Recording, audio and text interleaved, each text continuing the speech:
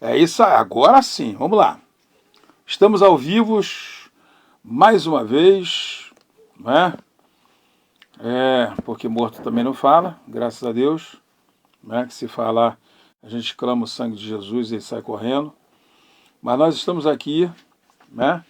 E deixa eu já convidar aqui os meus concidadãos, compatriotas aqui, para participar comigo neste momento exato da nossa última live sobre sintomas de pânico, síndromes de pânico, dentro da categoria de sintomas de depressão, tá? E nós vamos tratar hoje, né, nessa última esfera que eu quero abordar em cima dessa questão patológica, tá, de pânico. Em cima disso, eu quero, né, abordar, fazer um resumo do que já tratei, tá bom? Antes de tudo isso, quero desejar que haja paz sobre sua casa, sobre o seu lar. Quero desejar que a boa mão de Deus esteja sobre a minha vida e a sua vida neste momento. Quero desejar que Deus esteja controlando toda a nossa vida e a nossa existência agora. Quero desejar que a mão do Senhor Jesus, esteja dirigindo os nossos passos e principalmente dirigindo as nossas decisões. Eu quero desejar que a boa mão de Deus esteja controlando, não manipulando, mas controlando a nossa psique, o nosso emocional, ou seja, nosso espírito e alma estejam sendo dirigidos, controlados, tá, pelo Senhor. Há muitos psicólogos e terapeutas dizendo que personalidade não se muda, apenas o caráter se transforma.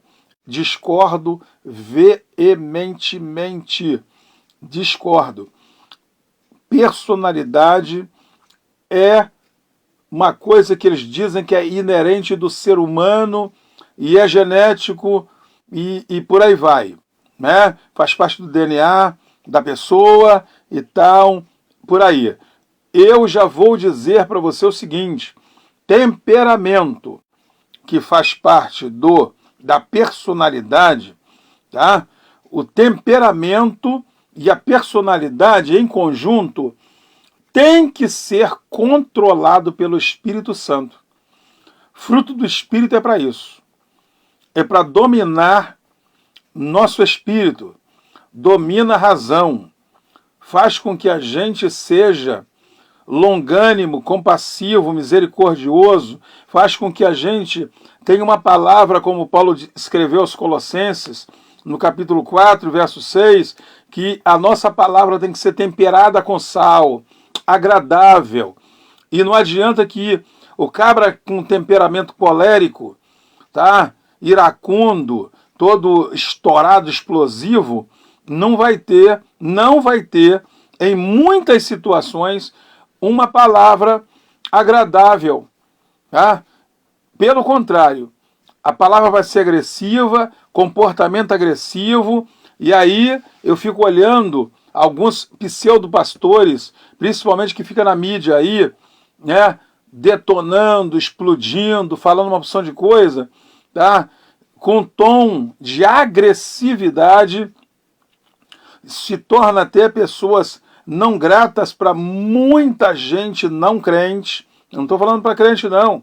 Eu estou falando de pessoas que reprovam, a maioria das pessoas que reprovam, tanto crentes inteligentes como eu, como as pessoas que não são crentes em Jesus, às vezes são crentes em Jesus, mas não são membros de uma igreja evangélica, e ficam olhando esse comportamento ridículo de muitos pastores, né, que vão para a rede social agredir e por aí vai, e falam uma porção de besteira, e isso só traz prejuízo para o nome de Jesus, tá? Para a credibilidade do nome de Jesus e para as instituições religiosas, tá?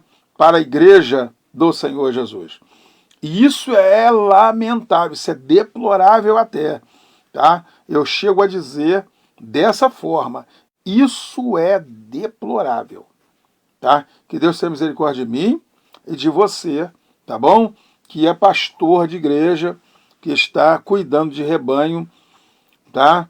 Eu estou falando de quem é pastor, que cuida de pessoas, tá? Cuidado com aquilo, a maneira. Eu conheci muito pastor ignorante, mas ignorante pior do que uma mula, pior do que um burro, pior do que um cavalo selvagem, tá? Pastor que usava a pseudo-autoridade pastoral para pisar nas pessoas, bater nas pessoas, humilhar as pessoas, mandar as pessoas ficar de pé no meio do culto e escrachar a pessoa, expulsar até da igreja, ainda dizer ainda, não pisa nem na calçada da igreja para não sujar a calçada da igreja porque você é um pecador miserável.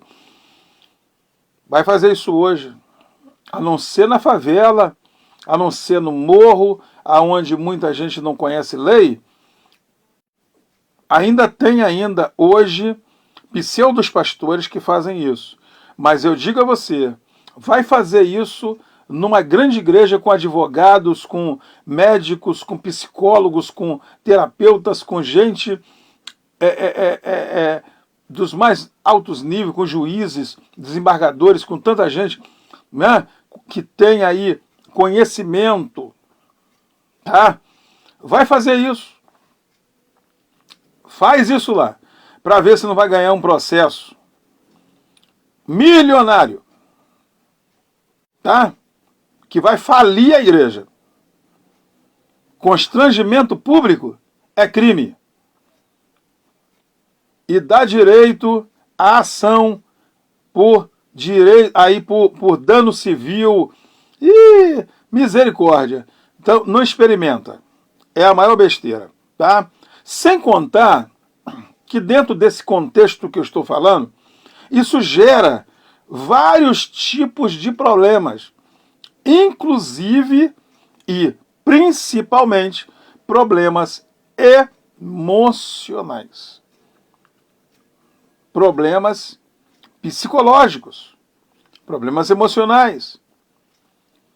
E eu desejo muito que Deus cure pessoas. Eu estou trabalhando pela cura de pessoas. Eu estou trabalhando aqui para que haja cura, haja libertação, haja vitória, para que Deus movimente as águas, para que Deus agite as coisas e que Deus cure, que Deus me cure. Eu hoje mesmo recebi meu certificado, mais uma especialização em psicanálise clínica sobre luta antecipado. Mais uma conquista, mais uma vitória, mais um certificado. E me alegro porque mais conhecimento, mais capacidade para tratar pessoas. Porque hoje o que mais se vê é pessoas de luto. Eu mesmo estou de luto pela morte da minha mãe. E não é fácil. Não é fácil viver o luto. Não é fácil sofrer o luto. Não é fácil. Mas existe consolo em Deus. Existe consolo em Deus. Nós não somos ignorantes acerca daqueles que dormem. Quem está dormindo no Senhor, nós sabemos que eles vão despertar, vão ser ressuscitados no dia do arrebatamento da igreja, que pode ser hoje ainda. Tomara, tomara. Do jeito que eu estou sentindo dor aqui, tomara, meu Deus do céu. como eu gostaria que Jesus me levasse embora hoje. Se ele não voltar para a igreja inteira, para toda a igreja mundial, né? Não é do poder de Deus, não. É a igreja no mundo todo, é isso que eu estou me referindo. Tá? Se ele não voltar para a igreja no mundo inteiro, que ele volte para mim, como voltou para minha mãe, como voltou para meu pai. Eu gostaria muito hoje que Jesus voltasse para mim. E se isso não fosse sincero, eu não estaria falando isso para muita gente, e daqui a pouco eu vou postar isso no YouTube, que o mundo inteiro vai ver, vai assistir, vai ter acesso. Então, em nome de Jesus, em nome de Jesus, cuide da sua saúde emocional. Porque hoje a minha esposa estava falando comigo agora há pouco de algo que está acontecendo nesse momento, e eu vou dirigir as minhas orações para essa situação. Uma criança começou a sentir seu corpo, metade do seu corpo, adormecer. Sabe o que é isso? Ela começou a ter um AVC, que eu já tive 2. Graças a Deus, eu tive 2 AVCs isquêmicos e não hemorrágicos. Viu? Porque o hemorrágico, ou ele te mata na hora, ou ele te deixa vegetando. Porque a veia estoura no cérebro, o cérebro é inundado de sangue. Se houver um dreno rápido para puxar, tá? Tem que furar a cabeça e drenar aquele sangue rápido com tomografia ali. Se isso não acontecer rápido, você perde a consciência e vira um vegetal. Vai ficar de fraldinha, vai ficar sendo tratado pelas pessoas, fisioterapia, uma série de coisas, mas você não volta mais a ser o que você era. Eu tive 2 isquêmicos que eu fiquei com metade do corpo paralisado, metade do corpo, exatamente, metade do corpo, um olho sem enxergar, metade do nariz dormente, metade da língua, a boca dormente, a boca torta. Fiquei metade do corpo, braço, perna, metade do corpo paralisado. 2 vezes. 2 vezes. Pressão lá no teto.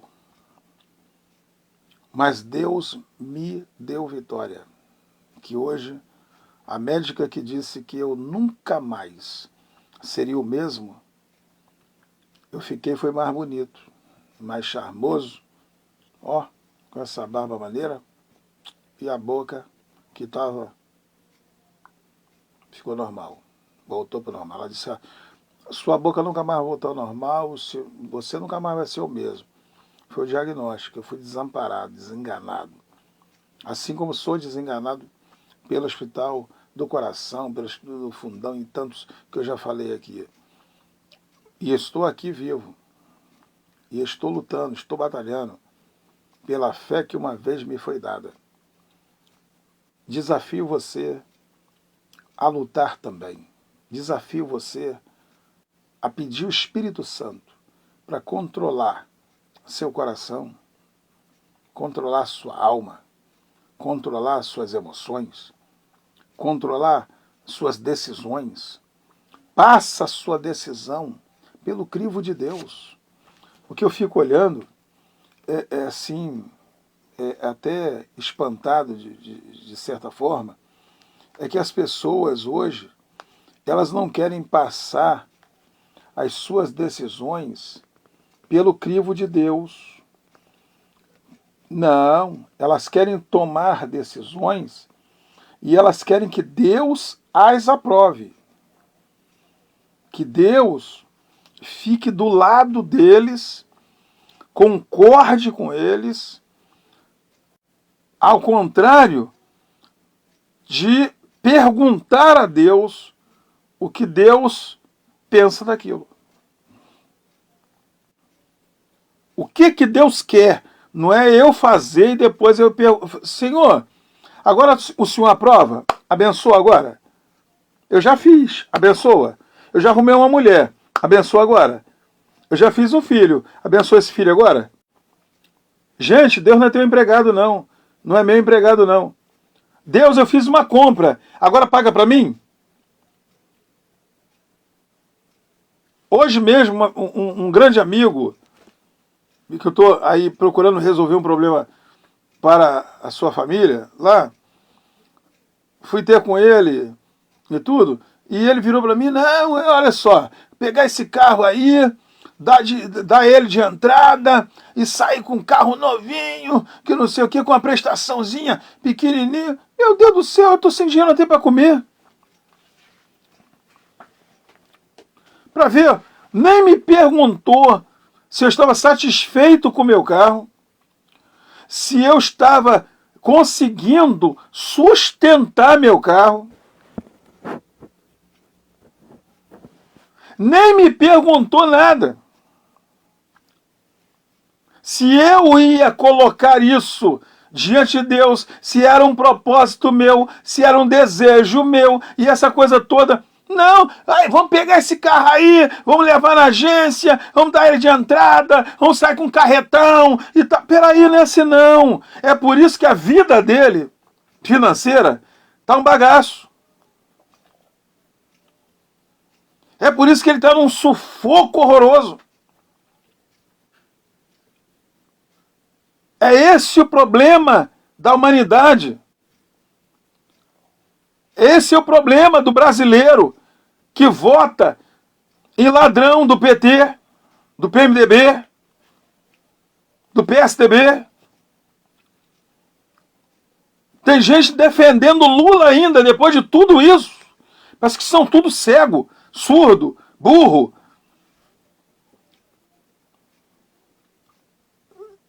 Sabe por quê? Eu estava um dia desse fazendo uma reflexão e cheguei a uma conclusão que alguns estudiosos chegaram.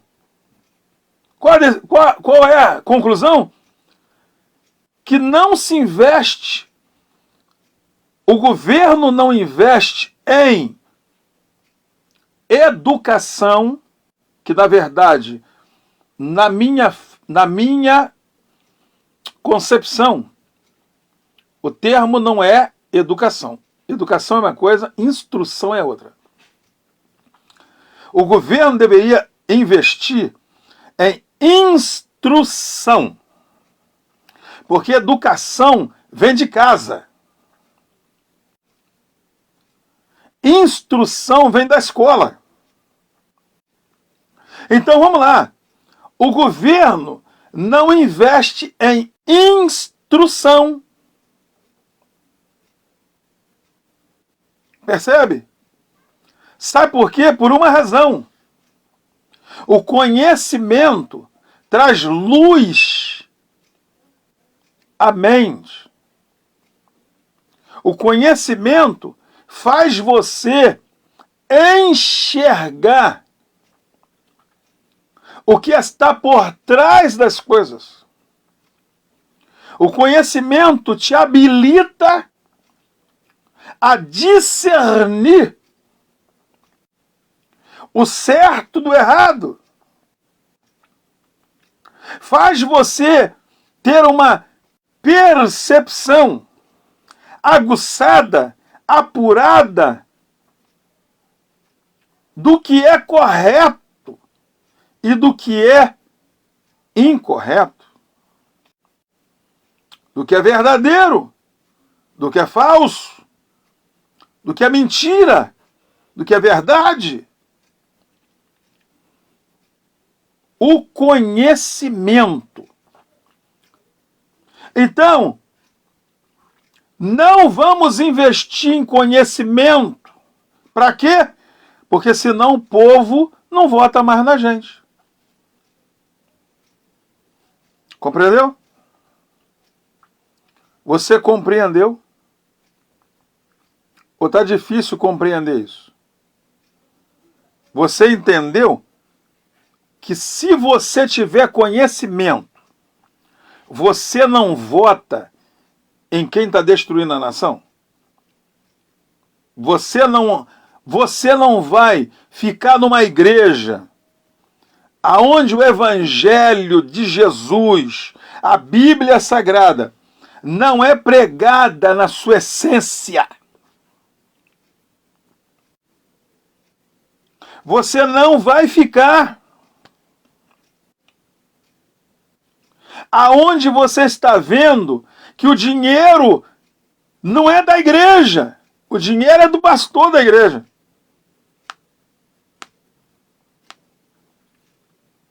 Aonde você está vendo que o pastor da igreja, ele não tem uma postura moral. Sua família é uma bagunça. Sua casa é uma bagunça. Ele fala uma coisa hoje, outra amanhã. Tudo isso traz transtornos. E aí você vai perguntar para mim, onde isso vai dar em todo o quadro depressivo que o senhor vem tratando aí há mais de um mês? Onde? Só 15 dias eu estou falando sobre pânico. Passei mais 10 dias falando de ansiedade, 10 dias falando sobre depressão. Bota aí, coloca aí. Dá 2 meses, tranquilo, falando sobre depressão. Ainda não entrei em questão de medo, ainda não entrei nessas questões não, mas eu estou tratando. A gente tem muito chão ainda pela estrada aí para caminhar, tá? E meu cavalo está cansado, né? Então ele vai marchando devagarinho, né?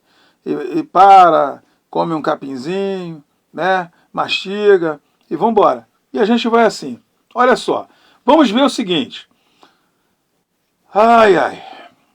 Além de todos os sintomas, as pessoas que passam por uma crise podem ter um medo ainda maior de viver isso novamente. Percebe que toda pessoa que tem uma crise de ansiedade, uma crise muito forte, que leva ela a ter a crise de pânico, ela passa pelo problema de entrar numa crise de medo. Olha o medo aí. Medo de entrar numa crise ainda maior.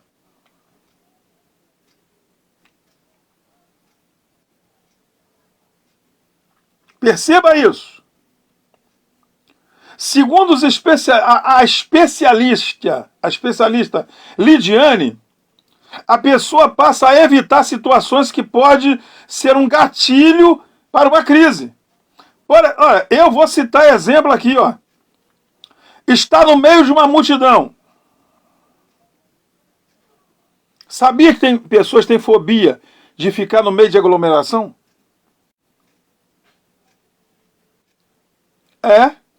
Eu digo porque uma vez, na minha vida, eu passei mal numa grande concentração evangelística em Nova Iguaçu, onde estava eu, minha sogra, que é minha segunda mãe, estava a minha esposa e, na época,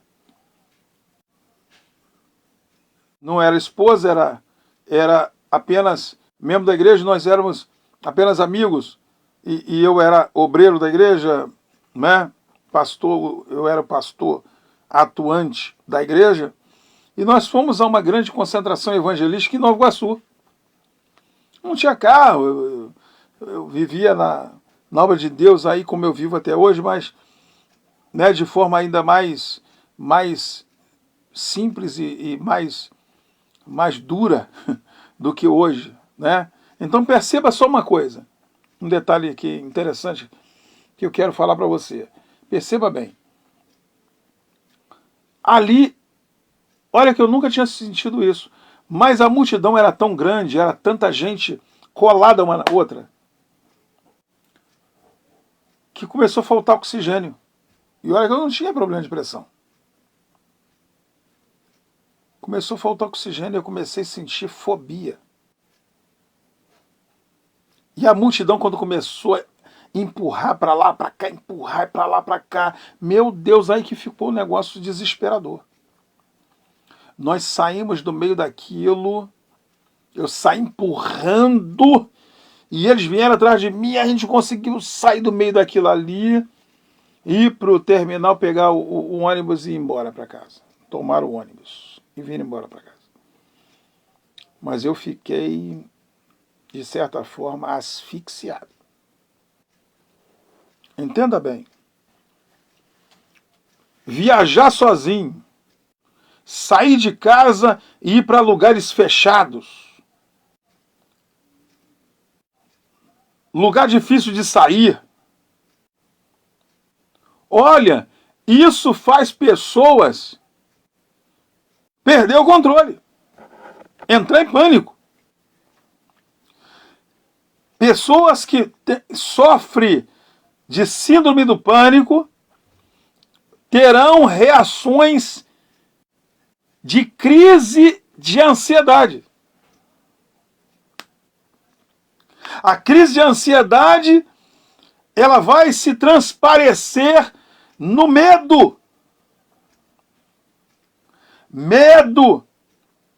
Porque tem pessoas que, eu tenho... Não, é normal. Eu só não gosto, sabe, assim, de viajar de avião. Nunca viajou. Como é que não gosta de viajar numa coisa que você nunca entrou para viajar? Por incrível que pareça, é o meio mais seguro para viajar. É o que tem menos acidentes. Claro. E se tiver, entrega a sua alma a Deus. Viu? Porque você ou vai para o céu ou para o inferno. Mas também, você vê todo dia avião caindo? Não.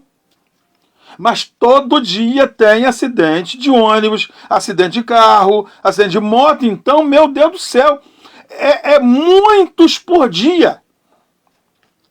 Eu não recomendo ninguém ter moto. Ué, pastor, quero comprar uma lambetinha, se Deus quiser. O dia que Deus me der uma condição, quero comprar uma lambetinha para minha filha, Rebeca. Levar meu filho Isaac à escola. Viu? Pegar aqui e ali, voltar. E eu já sei que quando ela sair, eu vou ficar aqui com o coração acelerado.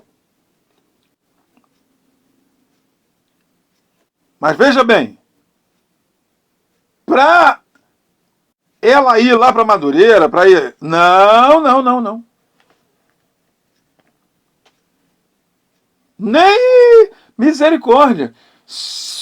Pô, para Irajá, meu Deus do céu, vai ter que cortar caminho, vou ter que ensinar gatilho para ela se pirulitar, e ir por, fazendo 1000 manobras para chegar.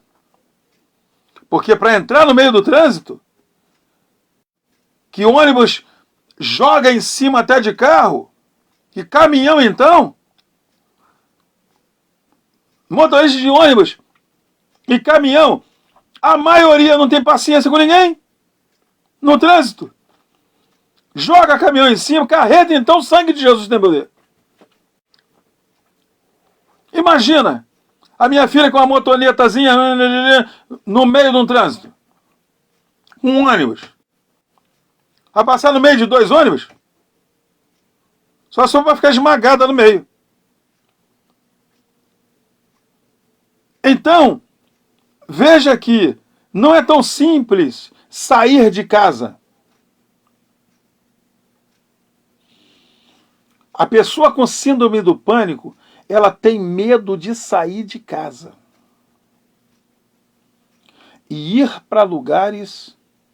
Hoje, do jeito que o Rio de Janeiro está uma bagunça e fica aí essa palhaçada toda de, sabe, de, né, a culpabilidade, né? Quem é culpado pela chacina do Complexo da Penha, hein? Aí fica esse negócio, né? Quem é culpado? Não é bandido que é culpado. Não foi a polícia que entrou. Não foi a inoperância, a incapacidade da polícia, não. Foi os bandidos que atiraram. Todos os inocentes que morreram lá foi bandido que mandou. Não é isso aí? Não é isso que o governo quer que o povo acredite? Só que o povo da Penha, que estava lá, que é testemunha ocular e auditiva de tudo que aconteceu, eles sabem quem é que matou quem. E eu fico com testemunho da representante de direitos humanos, e olha que há muito tempo eu não via representante de direitos humanos se meter em coisa desse tipo. Lá no Jacarezinho, filho que morreu na frente da mãe, se rendendo de joelho no chão, eu me rendo, e tomar-lhe uma rajada na cara, eu não vi direitos humanos ir lá. Mas botou a cara dessa vez. O representante da favela botou a cara. A todo mundo querendo apurar a verdade. Porque a verdade não é o que o secretário de segurança fala. A verdade não é o que o chefe do BOP fala. A verdade está nos fatos. Só existe verdade nos fatos. Na comprovação, na comprovação dos fatos. Não interessa o que eu falo. Interessa o que eu posso provar. Isso é o que a lei determina. O que representante do governo ganha para fazer é ir lá tirar da reta o governador. Porque isso aí dá ações milionárias. Isso aí dá repercussão internacional. E ninguém quer isso. Então, já o discurso, todo mundo já conhece. O discurso é dizer que os bandidos estavam errados, bandido é que avançou, ele que atirou, ele que fez, e aconteceu e tal. E nós só nos defendemos. Que maravilha! Defendeu abrindo fogo, né? Que lindo isso, né? Defendeu dando tiro em beco de comunidade? Casa de um lado, casa do outro? Isso é defesa? Por que não recuaram? Não, mas o BOP não recua. BOP mata. BOP não recua, pastor. É por isso que todo lugar que BOP entra, sai gente morta. Todo lugar que choque, core, entra, é um bocado de gente morta. É por isso que eles ganham 1.500 a mais do que um policial normal, né? E parece que esses 1.500 a mais dá direito a eles de matar, né? Quem é que deu direito a eles de matar, hein? Eu queria que alguém me dissesse isso. Eu gostaria. Seria muito bom se houvesse uma explicação, né?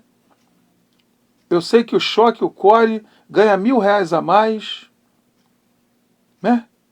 Do que a polícia comum, né?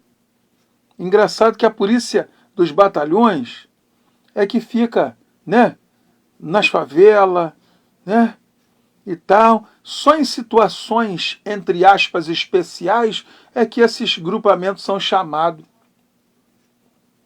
E toda vez que são chamados, pode ter certeza, vai morrer gente. Por quê? Qual o direito que eles têm de matar? Quem deu o direito de matar? Hã? Me diz aí. Quem deu o direito a eles de tirar a vida dos outros? esse papo de bandido bom é bandido morto, aí depois fica esse discurso ridículo, retardado, de que quando o bandido morre, a favela chora. Mas quando o policial morre, ninguém chora. Mas é lógico. Sabe por quê? É por uma razão simples. A polícia não foi criada para matar. Ela foi criada para servir e proteger.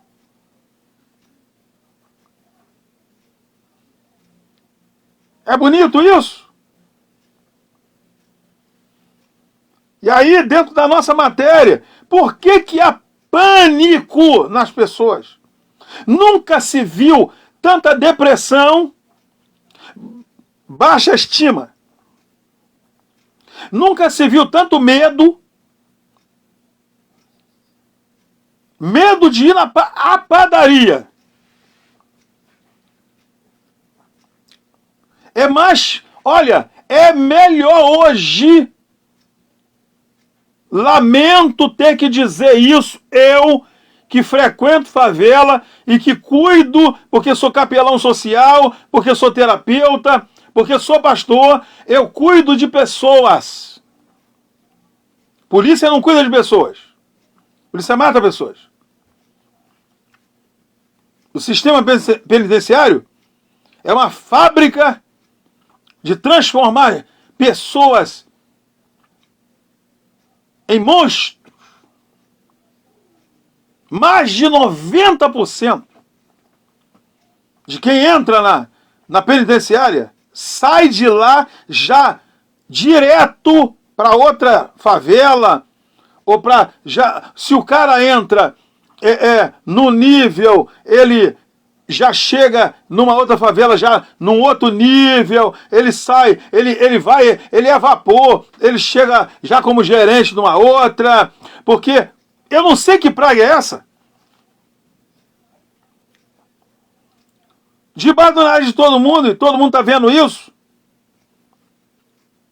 Quantos milhões de presos nós temos no país? Não adianta a ministra lá, sei lá das quantas, ficar falando que vai reduzir a violência. Aonde que ela vai reduzir a violência? Ela vai jogar bomba em cima das favelas? O que ela vai fazer com os viciados? Ou ninguém entendeu ainda? Só tem açougue porque tem gente comendo carne. Ou frango. Ou linguiça. Querido, enquanto tiver viciado, vai ter traficante. Enquanto tiver traficante, vai ter gerente, vapor, atividade, contenção, vai ter armamento, vai ter droga, porque tem viciado. E pasmem, quem sustenta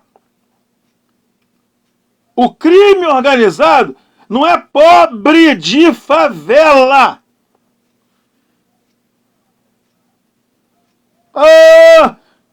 Parece até que a gente está lidando com um maluco, um retardado.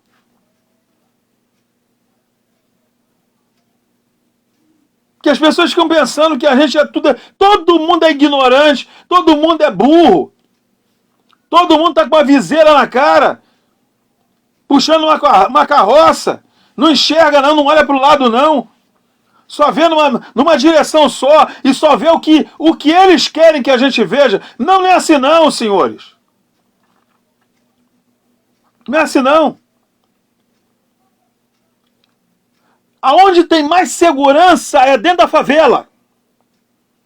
Não é fora dela.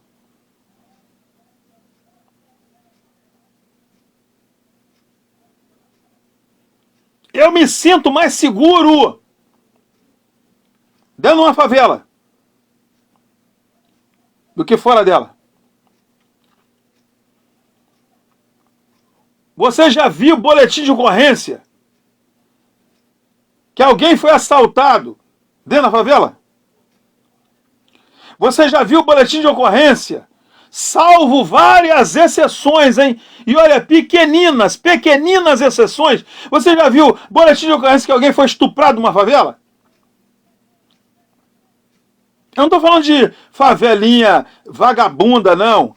De bandidinho, sabe? Bandidinho de nada. Não, eu estou falando aonde tem bandido.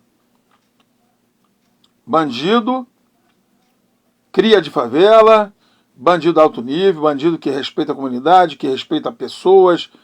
E tem gente que diz que isso não acontece. Acontece porque eu sei que acontece. Estou cansado de ver com os meus olhos. Eu trato bandidos. Coisa que o governo não faz, que o governo já deveria ter criado prisões agrícolas. Eu dei isso a tantos políticos que eu apoiei para ser eleito. Eu dei visões de mudanças que deveriam acontecer nas leis. Estou falando do Rio de Janeiro. Eu não quero saber de outro estado. Não é problema meu. Eu trabalho no Rio de Janeiro. Sou doido para ir embora para minha terra, Nigéria. Porque na Nigéria não tem isso. Pastor, lá tem pobreza, mas não tem isso. Na Nigéria não tem facção criminosa. Na Nigéria também não tem policial corrupto, assassino e por aí vai. Então, alguns deputados e vereadores que eu ajudei a eleger, eu passei para eles um projeto, e não foi um só não, mas um deles. Gente, aprove, coloca lá em votação, transformar, não é abrir mais não é gastar mais dinheiro construindo nada não, é pegar o espaço onde está lá o campo de futebol, então, transforma em oficinas. Você sabia que se cada presídio brasileiro fosse uma instituição aonde alfabetizasse o preso compulsoriamente, obrigado. Você não quis ser bandido? Agora você vai ter que ser alfabetizado. Caiu aqui? Você tem 15 anos para cumprir? E uma coisa, sem 1/3, sem 2/5, sem nada disso, foi condenado a 15, é 15. Porque a lei, ela favorece a bandidagem. O Código Civil está totalmente ultrapassado. E a Constituição que diz que você só pode ficar 30 anos, agora estão aí, porque o Marcola já fez 30 anos de cadeia, para não tirar o cara da cadeia, mas ele, quando ele foi condenado, a Constituição dizia que era 30 anos.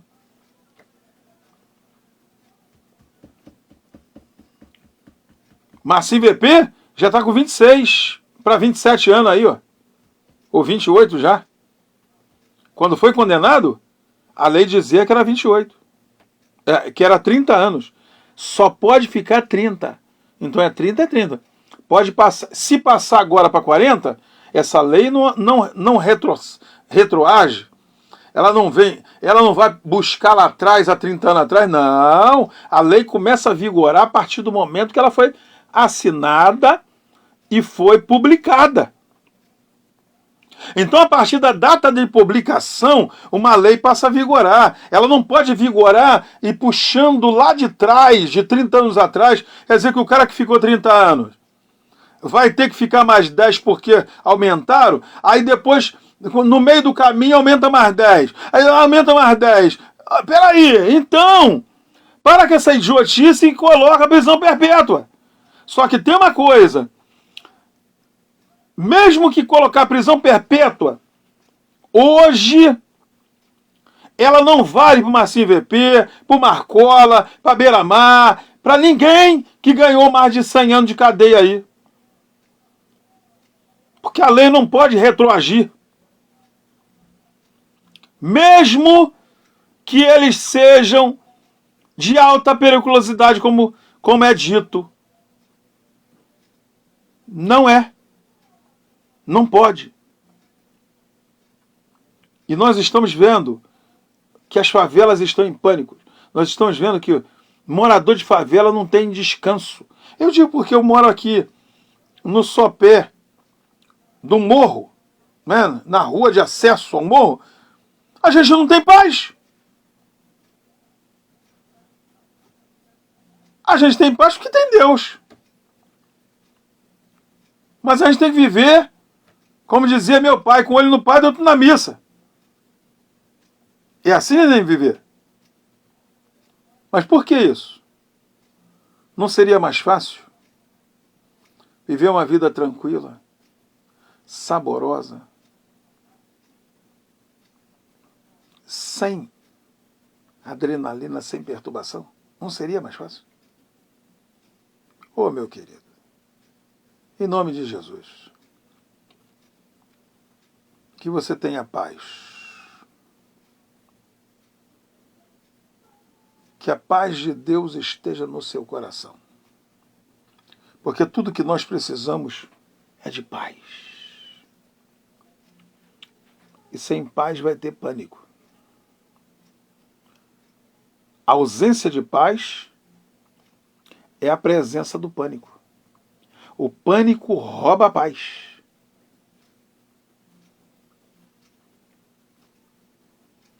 E o que é pânico? Medo exacerbado. Medo lá nas alturas. Medo que descontrola, gera pânico. E o pânico desequilibra. Enquanto que nos transtornos fóbicos, o foco do medo está em uma situação específica, nas situações de pânico é mais comum verificar que os ataques de pânico são determinados pelo momento. Em geral, o indivíduo sabe dizer de forma clara qual é o estímulo situacional que gera essa perturbação. Por quê? Porque ele está vendo. Você ficar transtornado pelo que você vê afeta tua consciência, que afeta tuas emoções. E o que nós estamos vendo diuturnamente, tanto na televisão? Eu aconselho sempre, gente, desliga o Cidade Alerta.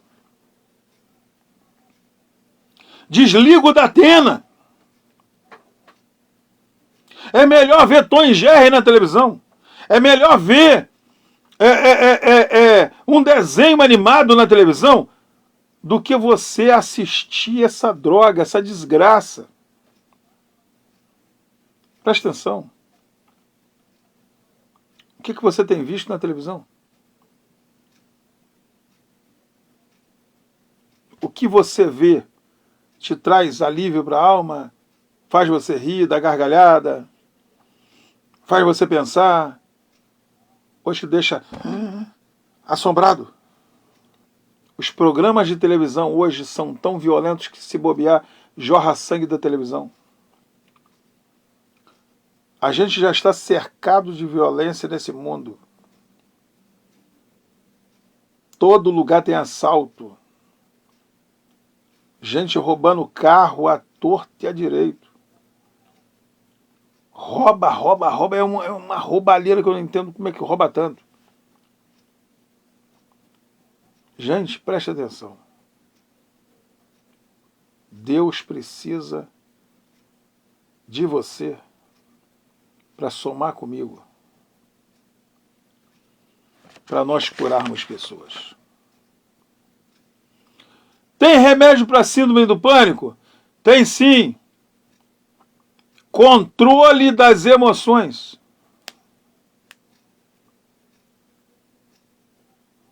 Controle das emoções. Viu? É por isso que eu sou psicólogo cognitivo comportamental. Trato essas questões. Viu? Precisamos reconhecer os estímulos internos como pensamentos, emoções, sensações. Além disso, buscar mudar os padrões de interpretação. Comportamento foca na mudança de comportamento da pessoa e com isso tende a melhorar a qualidade de vida e o bem-estar dela. Veja bem, quando eu procuro tratar o que está dentro, vai mudar o que está fora. Quando eu começo a dizer para a pessoa aí numa linguagem, né, específica aí, que pouca gente entende, mas é uma linguagem, né, subliminar que a gente usa, quando a gente entra na mente, quando a gente consegue entrar na mente de alguém e trabalhar a sua psique para bloquear o medo, o comportamento dessa pessoa muda. Uma vez eu peguei meu filho, eu tinha colocado meu carro, tinha ido da cidade resolver um problema lá no Tribunal de Justiça, na Praça 15, e eu coloquei meu carro do outro lado, tinha um estacionamento do lado do aeroporto, entre o aeroporto e a estação das barcas. Tinha um estacionamento até grande, até. O final dele assim dava a pista de pouso assim do Santos Dumont era ali e tal. E eu parava meu carro ali naquele estacionamento sempre quando eu ia ali no tribunal ver uma ação judicial, graças a Deus que eu ganhei todas, né, para a glória de Deus. E aí quando um dia lá eu cismei, olhei assim, vi a barca chegando, eu peguei meu filho pequeno pelo braço, o Moisés até, e falei, vem comigo. Peguei meu filho, a minha esposa teve medo, não vou não.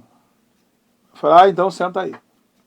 Sentou, eu paguei a passagem dele, paguei, aliás, a dele não precisei, eu paguei a minha, eu fui e entrei na barca com ele, fui para o segundo andar, ficamos em cima, na ponta da barca.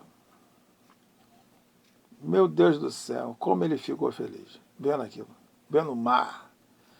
E a barca manobrou, foi para Niterói. Chegou lá em Niterói, descemos, aí tinham inaugurado o catamarã. E aí nós entramos no catamarã, ar-condicionado, aquela nave bacana e tal, e o bicho e veio com aquela velocidade, a barca faz em 40 minutos para lá, ele faz em 25 para voltar, e nós voltamos no catamarã e ele ficou numa alegria só. Desci com ele e ele todo alegre. Eu falei, tá vendo? Que hora dessa a gente vai lá em Paquetá, passar um dia lá. E foi uma benção. Preste atenção numa coisa. Você precisa dominar seu medo, ou o seu medo vai dominar você. Pega aí essa visão. Ansiedade, pastor, gera medo? Gera. Pânico na gravidez se manifesta quando? Na hora do parto. Antes ou durante? A mulher para parir, tem mulher que entra em pânico. Porque muitas mulheres aí estão optando por não ter dor, não ter dor. Não, eu vou pagar para não ter dor, eu vou pagar. Tá pensando que parto é barato, é? Pobre tem que ir no Herculano Pinheiro mesmo. Eu não, depender de mim, eu não piso ali nem pagando, naquele abatedouro. Eu perdi 2 filhos meus ali. Não quero perder o terceiro. Pastor, ainda pensa em ter filho? Claro que eu penso. Ué, se o avô de uma ovelha minha, o Antônio, o avô dele com 113 anos fez um filho, por que que eu não... Ih, ainda estou dando caldo ainda, filho. Estou todo quebrado, todo moído, hein? Mas ainda dou caldo ainda faço filho ainda. Que é isso? Tá repreendido. Depender de mim, eu sacudo a dona Tânia e o bagulho fica sério. A roseira vai ficar legal. Da Rosa. Ô, glória! A roseira da Rosa. E rosa bonita. Para a glória do nome de Jesus, porque filho meu é para a glória de Deus. Quem pisar na bola, carrega depois o fardo. Mas aqueles que caminhar e procurar me honrar, e honrar minha esposa, honrar minha mãe, honrar meu pai, honrar minha segunda mãe, Marli, quem procurar honrar, como a Bíblia manda, vai ter vida, vai ser abençoado. Filho meu que está passando prova porque não está honrando a Deus e nem a mim. Vai passar prova mesmo, passa vento. Mas que Deus hoje te oriente. Encerramos hoje Síndrome do Pânico e amanhã te aconselho a assistir a live de amanhã, hein? Se liga que 16 horas a cobra vai fumar aqui. E pelo rabo. Não vai ter... Amanhã esquenta bem mesmo tua orelha, porque tu vai ver o nego pregar aqui uma palavra de poder para a sua vida. Tá certo? Deus abençoe você, abençoe sua casa abundantemente. Oremos uns pelos outros, porque nós precisamos muito de oração. E o Deus de paz vai continuar conosco. Vamos lembrar que o céu não está em crise, Deus muito menos. Deus não está em crise. Deus continua no controle de tudo. Deus te escolheu para vencer. Deus te escolheu para dar certo. Seus filhos são heranças do Senhor. Sua casa é uma cidade fortificada, é uma cidade de paz. Seu lar é um lugar de bênção. Deus investiu dons, talentos, para que você edifique vidas. Seja instrumento de Deus para edificar vidas. E, para encerrar, Deus te fez mais, muito mais, que vencedor. Receba aí. Que Deus te abençoe muitíssimo. Shalom, Adonai. Aqui é o Negão da África. Segura aí. Amanhã eu vou brotar aqui com força, hein? Segura. Vai pegar fogo amanhã.